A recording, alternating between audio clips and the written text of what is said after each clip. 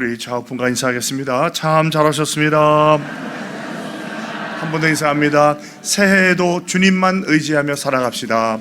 새해에도 주님만 의지하며 살아갑시다. 우리 한 번 더 인사할까요? 이제 새해 됐으니까요. 새해 복 많이 받으세요.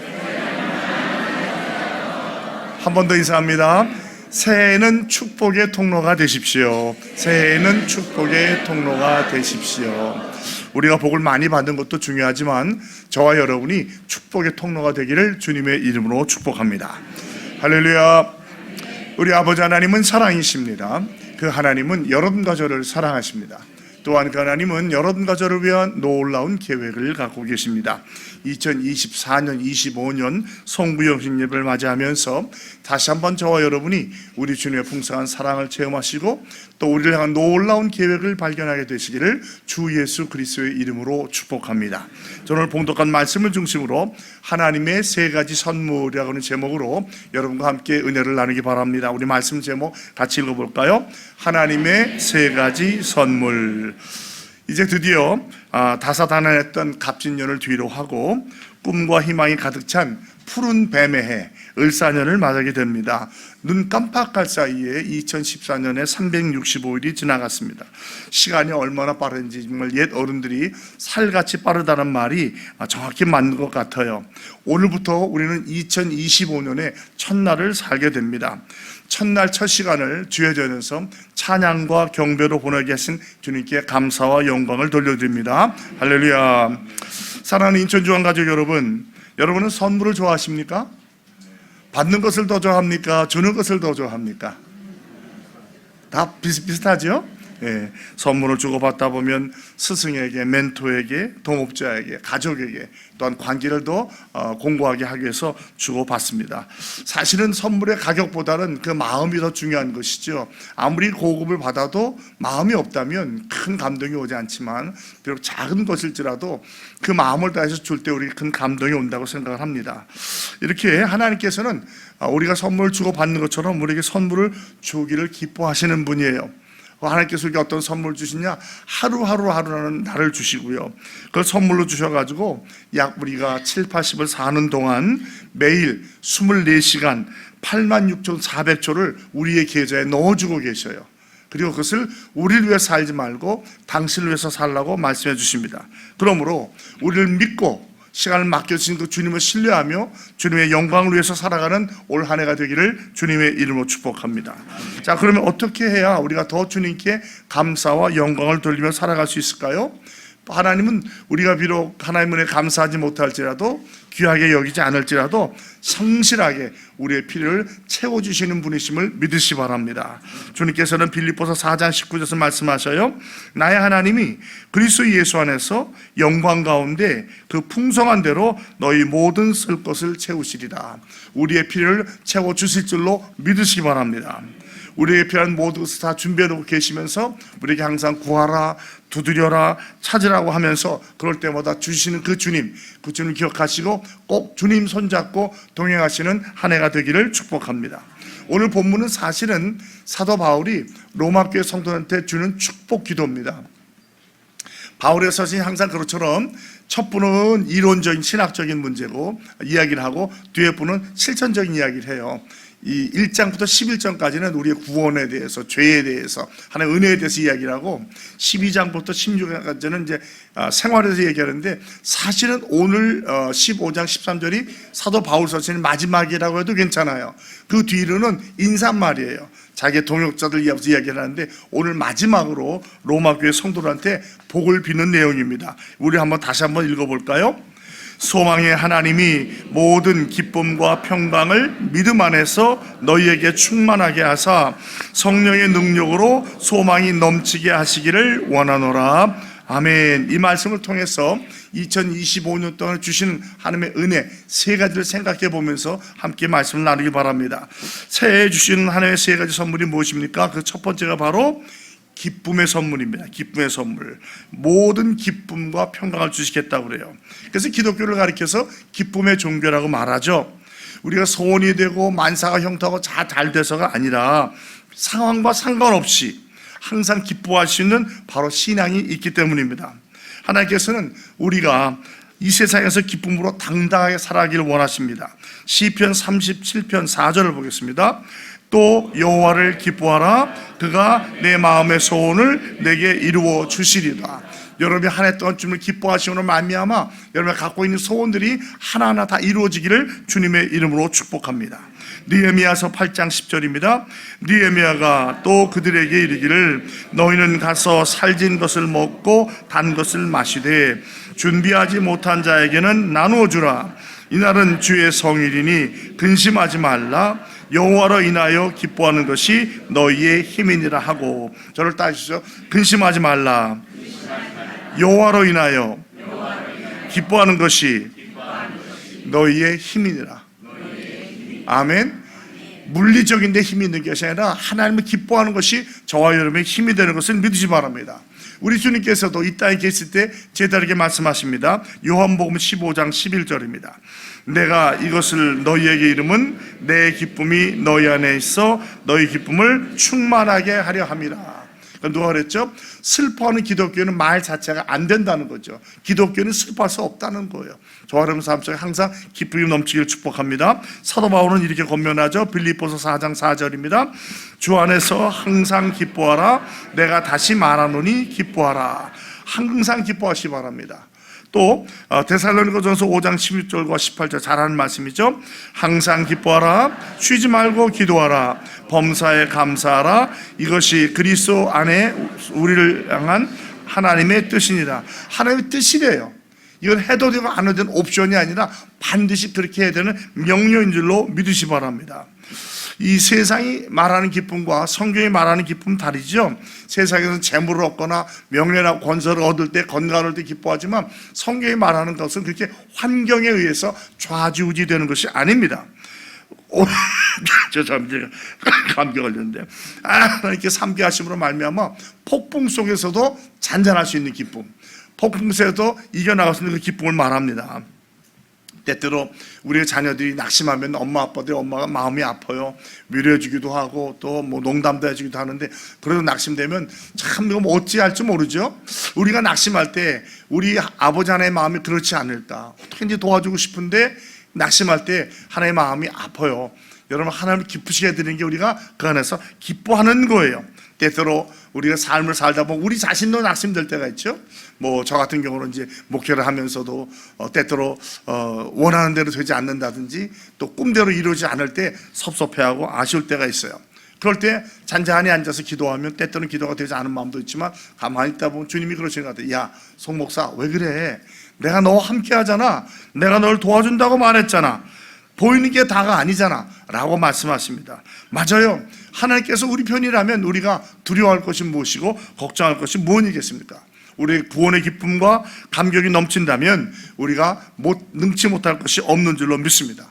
그럼 여러분, 근심, 걱정, 염려가 생길 때마다 주님께 나오시고 기도하시고 말씀 보시고 찬양하시고 예배하심으로 말미암아 평안과 기쁨이 가득 차기를 주님의 이름으로 축복합니다. 이게 바로 힘을 얻는 비결이에요. 세상 것이 아니라 주님께 나옴으로 말미암아 주님께서 주시는 그 기쁨을 누리며 살아가시기 바랍니다. 미국에서 어느 도시를 여행하던 한 여행자가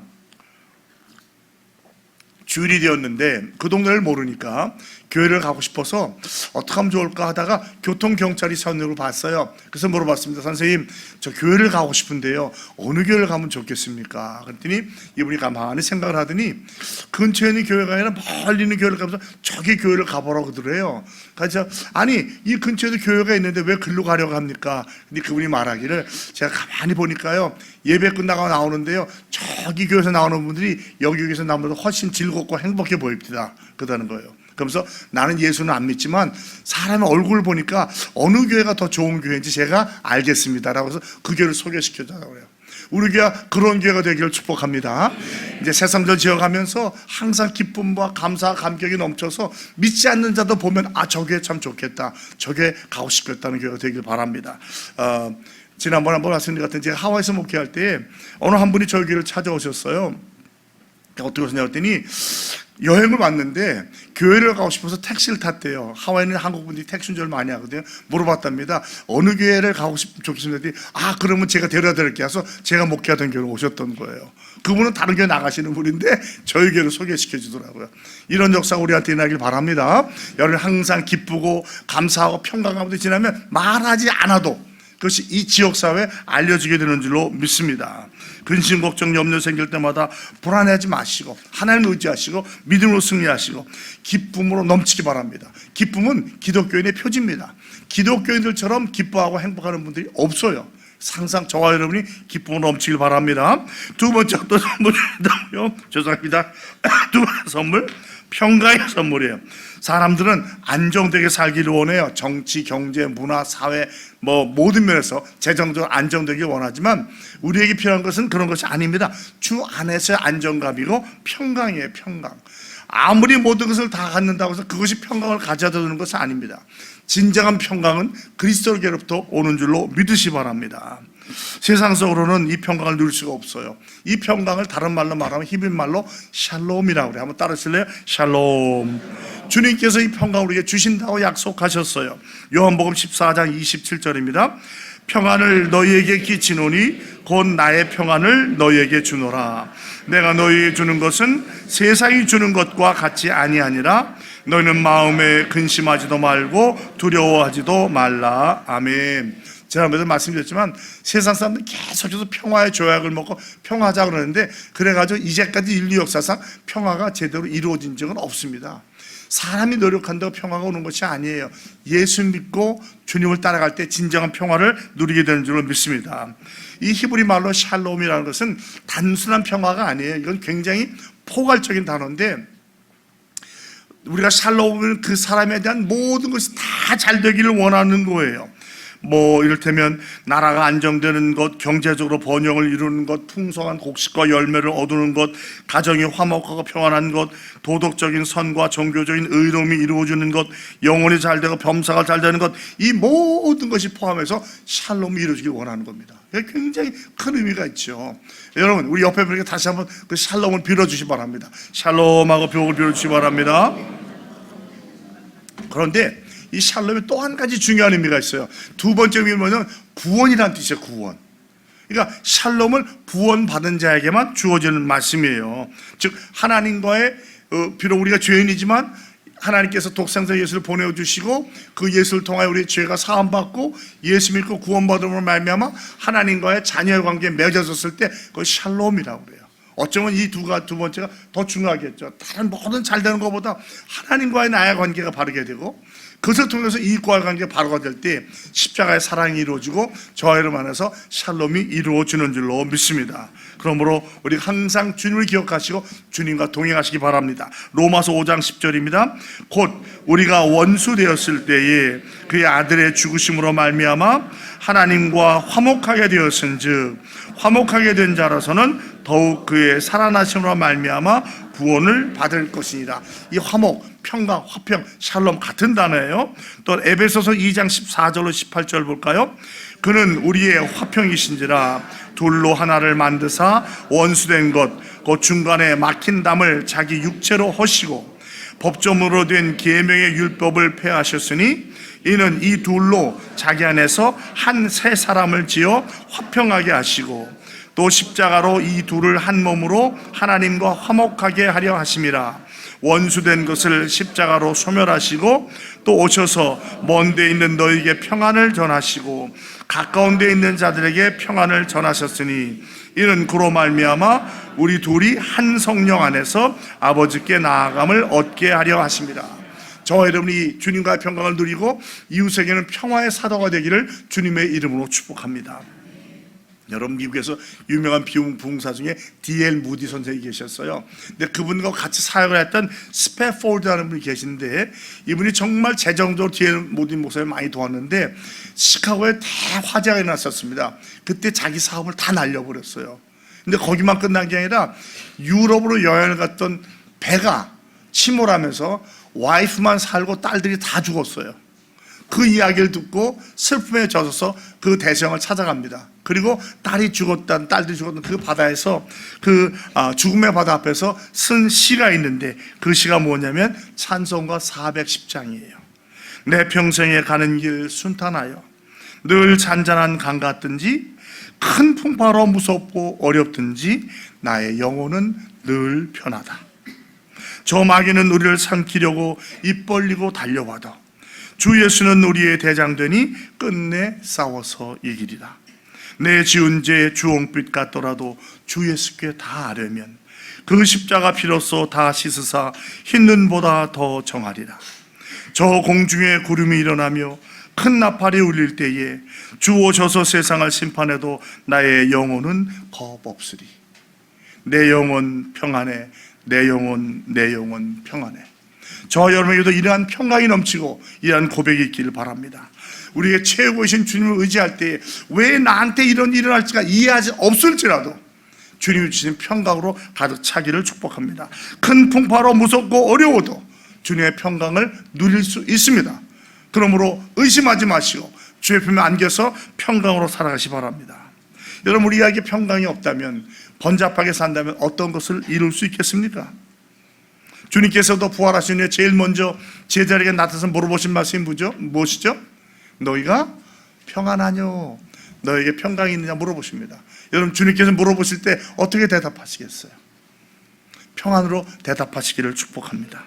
힘들고 어려워도 눈보라 속에서 엄마 품에 안겨있는 그 어린아이와 같이 아무리 세상의 풍파가 심하다도 주의 품 안에 안겨서 평강을 누리시는 저와 여러분이 되기를 주님의 이름으로 축복합니다.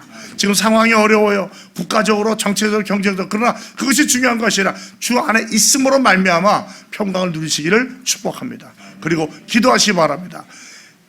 한국을 위해서, 교회를 위해서, 가정을 위해서 평안을 비십시오. 하나님께서 기도하는 대로 이루어 주실 줄로 믿습니다. 세 번째 선물은 무엇입니까? 그것은 바로 소망의 선물입니다. 기쁨과 평강을 믿음 안에서 충만하게 하사 성령의 능력으로 소망이 넘치게 하기를 원하노라. 사람인 음식이 없이는 약 40일 넘게 살 수 있답니다. 물이 없이도 약 3일 정도는 살 수 있대요. 공기 없이도 8분 정도는 산답니다. 그런데 희망과 소망이 끊어지면 그때부터 죽은 거라고 그래요. 그러니까 우리가 희망이 사라진다면 정말 그 삶은 절망이죠. 이 소망은 너무나 중요합니다. 오늘날 현대인의 비극이 무엇입니까? 희망과 소망이 없다는 거예요. 그러나 예수 믿는 우리에게는 소망이 있는 줄로 믿습니다. 소원과 소망의 차이가 뭡니까? 소원은 인간적인 거예요. 소망은 하나님의 약속을 근거로 두는 거예요. 소원은 현재적입니다. 그러나 소망은 미래적인 거예요. 내가 하는 것이 아니고 내가 바라는 것이 아니라 하나님의 약속에 의지해서 나아갈 때 우리가 희망과 소망의 사람이 될 줄로 믿습니다. 사실 오늘날 우리에게 필요한 것은 다양한 코로나 독감 백신이 아니라 이런 희망의 백신이 필요한 줄로 믿습니다. 그리스도 안에 있다면 어제보다 오늘이 좋고 오늘보다 내일이 날 줄로 믿고 그렇게 소망하며 살아가시 바랍니다. 내가 하는 것이 아니라 하나님께서 함께 하시기에 어제보다 오늘이 낫고 오늘보다 내일이 나을 줄로 믿습니다. 그런 의미에서는 2024년보다 2025년이 훨씬 더 나을 줄로 믿습니다. 왜 그래요? 하나님이 살아계시기 때문에, 하나님 우리를 천국으로 인도하시기 때문입니다. 하나님께서 소망을 두고 살아가는 사람들에게 주시는 약속의 말씀이 있어요. 시편 37편 9절입니다. 진실로 악을 행하는 자들은 끊어질 것이나 여호와를 소망하는 자들은 땅을 차지하리로다. 로마서 8장 28절, 우리가 알거니와 하나님을 사랑하는 자 곧 그의 뜻대로 부르심을 입은 자에게는 모든 것이 합력하여 선을 이루니라. 믿습니까? 여러분, 어떤 어려움과 시련과 낙심이 와도 반드시 하나님 것을 선으로 전화위복시켜 주실 줄로 믿습니다. 이사야서 40장 31절, 오직 여호와를 앙망하는 자는 새 힘을 얻으리니 독수리가 날개치며 올라감 같을 것이요 다른 박질하여도 곤비하지 아니하겠고 걸어가도 피곤하지 아니하리로다. 아멘. 이 소망을 두고 승리하시 바랍니다. 시편 71편 5절입니다. 주 여호와여, 주는 나의 소망이시요 내가 어릴 때부터 신뢰한 이시라. 아멘. 영국 런던에 에드워드 모트라는 사람이 있었어요. 이 사람은 아주 어렸을 때 고아로 가난하게 살았습니다.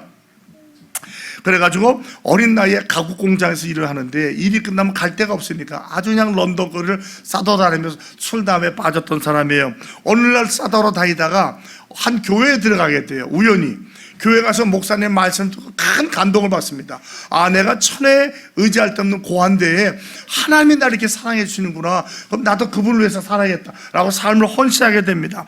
열심히 살게 됩니다. 열심을 내다 보니까 그 가구 공장의 사장까지 되었어요. 하나님의 베푼 사랑에 너무 감격해서 그 성령이 주는 감동을 시로 썼는데 그 시가 바로 찬송가 488장이에요. 이 몸의 소망 무언가, 이 몸의 소망 무언가, 우리 주 예수뿐일세. 우리 주 예수밖에는 믿으리 아주 없도다. 무섭게 바람 부는 밤 물결이 높이 설릴 때 우리 주 크신 은혜의 소망에 닻을 주리라. 세상에 믿던 모든 것 끊어질 그날 되어도 구주의 언약 믿사와 내 소망 더욱 크리라. 바라던 천국 올라가 하나님 앞에 배울 때 구주의 의를 힘입어 어여시 바로 서리라. 주 나의 반석이시니 그 위에 내가 서리라. 그 위에 내가 서리라. 이것이 저와 여러분의 고백이 되길 바랍니다. 주님의 반석에 서서 소망을 가져 살아가길 바랍니다. 다윗이 뭐라고 그래요? 내가 비록 사망의 음침한 골짜기로 다닐지라도 해를 두려워하지 않을 것은 주의 지팡이와 막대기가 나를 안위한다고 그랬어요. 이것이 우리의 고백이 되길 바랍니다. 여러분, 인간의 마지막은 하나님의 시작입니다. 내가 하려 하지 말고 하나님께 맡기십시오. 주님께서 역사하실 줄로 믿습니다. 하나님의 인도하심을 받으시 바랍니다. 반석되신 예수를 의지하면서 두려워하지 말고 주님을 의지하며 나갈 때 하나님께서 도와주시고 해결해 주시고 이루어 주실 줄로 믿습니다.